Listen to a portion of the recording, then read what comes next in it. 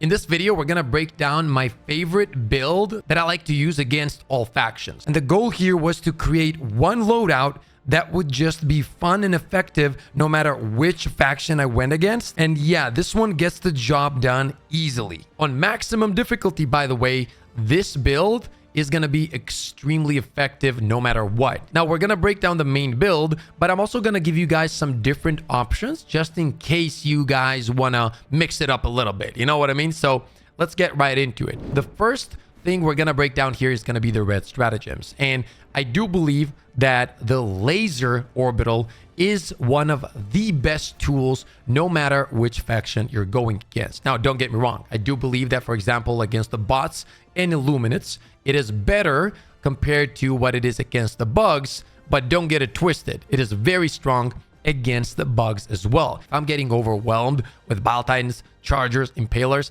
that's when I throw them in. But when it comes to the illuminates and the bots, yeah, you can throw it in whenever. It just destroys everything in front of you. The only problem being with this one is the cooldown. And I've talked about this many times, and I do hope that in the future they will fix this. It needs a lower cooldown, or maybe just take away, if you're keeping the cooldown, right, just take away the uses. The fact that it's capped at 3 is, yeah, it's kind of a bummer, but still one of the best red stratagems if we're talking against an all faction build. Now, for the second slot, we're going to go for the 500 kg. This is another tool that has been consistent throughout the days of Helldivers 2, no matter which faction you're fighting, and with all the new enemies and whatnot, it still is very powerful against the illuminates, the bugs, and the bots. Now, I am going to give you guys another option in this slot, just in case you're not a big fan of 500 kg, which, by the way, I hope that's not the case. Everybody needs to respect and love the 500 kg, okay? But let's say you want another tool, you are going to go for the strafing run. I believe that the strafing run is also one of those universal red stratagems that is just effective no matter which enemy you're fighting, right? So yeah, that is going to be one of the other options. I'm just going to pick up 500 kg right here. Then for the blue stratagems, we are going to go for the heavy machine gun. This is a tool that is effective against all factions regardless. Now, I'm also going to give you some other options here in case you're not a big fan of the HMG, but when it comes to actual raw power, this thing is a beast. You could technically go for the medium machine gun, but honestly, I feel like when it comes to the bots, the heavy machine gun is just way more effective. And when it comes to the illuminates and the bugs, it's also very good. So if I'm trying to create an overall best loadout where I just put on one thing and not worry about a lot of things, yeah, I'm going for the HMG. And it does feel clunky, but that can be worked around with some of the armor pieces, and I'm going to be breaking down the armor pieces for you guys as well. Before we move on to the backpack slot, I want to give you guys two more options for the blue stratagem slot in case you don't want the HMG, right? One of the weapons that we're going to be discussing is the laser cannon. The laser cannon currently is very good, guys, and that is kind of tied to the fire changes as well. So the bigger the enemies, the more damage you deal with fire, and laser cannon does put enemies on fire, and its own damage is pretty decent. And when we're talking about like destroying all factions, it actually has its spot. It really does, because no matter what kind of enemy you're fighting, it has the ability to deal damage in most cases. The only problem I have with this one is, it's not like a problem, it's more of a hope that I have for this weapon, right? Is that in the future, they let it deal more damage the longer you're firing it. So essentially, the more overheated it becomes, the more damage it's gonna deal. Something like the double-edged sickle, you know what I mean? I feel like if they can do that to this weapon, it would be used way more, and it would just have a better spot in build crafting in general, no matter which faction we would play against. Like, if you think about it, and if you break down how quickly it overheats, right? I think it definitely needs more damage, especially because it is a support weapon and it's supposed to feel strong, you know? And if they do add that to this weapon in the future, that's going to be a huge dub. I think they will, though. I hope at least that they will. And finally, I want to offer the railgun as well. The railgun is actually very powerful against the bots. and it's pretty good against the illuminates as well.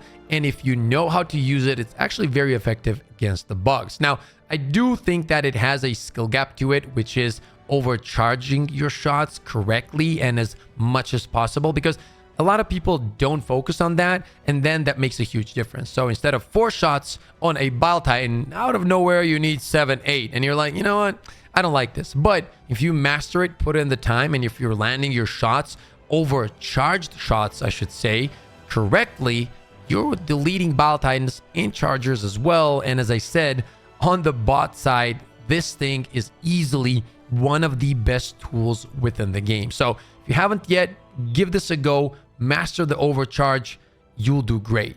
Now let's talk about the backpack slot, because in this slot we have one obvious winner, and that is going to be the one and only support backpack. It's actually a very easy pick, to be honest, because it increases the amount of grenades, which we're going to talk about here in a minute, because grenades are a very, and I mean very important part of any loadout, and especially a loadout that is supposed to work against all factions. And when it comes to the grenades, we are going to be swapping those out a little bit depending on the factions, right? But let's get back to the support backpack here. This is going to increase your survivability. This is going to give you tons of grenades. This is going to better your ammo economy. It's just a huge dub across the board. When it comes to the booster, this is going to depend. If you're playing solos, I like to go for the experimental infusion, the hell pot space optimization, you know, stamina enhancement, and it highly depends if you're with a team, because if you are with a team, you got to look at what they're running and try to pick the best one to complement your overall team. So once again, this is something that you're going to have to look into as you're flying into the missions. Now, when it comes to the primary weapons, we have an easy winner here. It's going to be the Eruptor. This thing right now is a beast across all enemy lines. Like, it is easily the best, right? High damage, incredible at clear, gets the job done no matter which enemies you're fighting. Like, the fact that it can just absolutely annihilate harvesters too, like the knockback on them is insane. It can deal with Bile Titans, Chargers, right?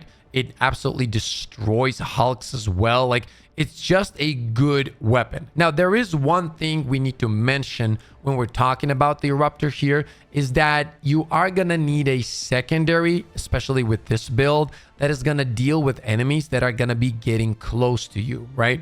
So something like, for example, the Redeemer is what I personally like to run.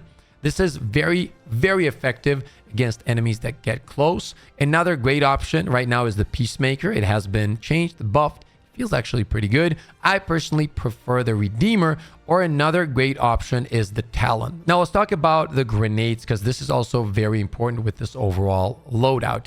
So depending on the factions, you're going to be swapping this, and the way you're going to be dealing, for example, with the bug holes is obviously the Eruptor. So we don't necessarily have to worry about those things, or the spaceships as well. But what we do have to worry about when we're playing against the illuminates and the bugs is crowd control. And there is no better tool in this game right now than the gas grenades when it comes to crowd control. Now, remember, we're running the supply backpack, which means that we're going to be able to spam the gas grenades essentially all the time, and we're not going to be running out of them anytime soon, which makes this build overall even better. Now, if we're talking about the bots, though, you're going to have two options. Once again, against the illuminates and the bugs, easy winner. For me personally, gas grenades. But bots, you're going to have the one and only thermites or the pyrotech.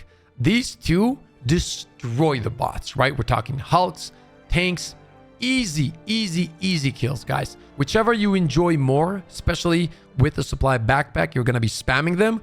Whichever you find more fun, pick that one up. Thermites are great. Pyrotech is great. Both of these easily S tier against the bots. Finally, let's talk about the armor. You guys already know, one of my favorite armors in the game. If not, you know what? It's not even one of the, it is my favorite armor in the game. It's the medium armor with extra padding. This thing feels incredible. I get to keep the speed of medium armor, but I also get the survivability of heavy armor. I absolutely love this. And I do think that against the bugs, this is easily one of the best armors within the game. However, there's a few things that changed recently in the game, such as, for example, the dive stimming, which makes some armors even better than they used to be. And those are going to be medical armors. And the heavy medical armor is something that I really enjoy running against the bots right now, because of the fact that I can dive stim. I'm going to have 6 stims, and I also have the supply backpack. So it's very, very good.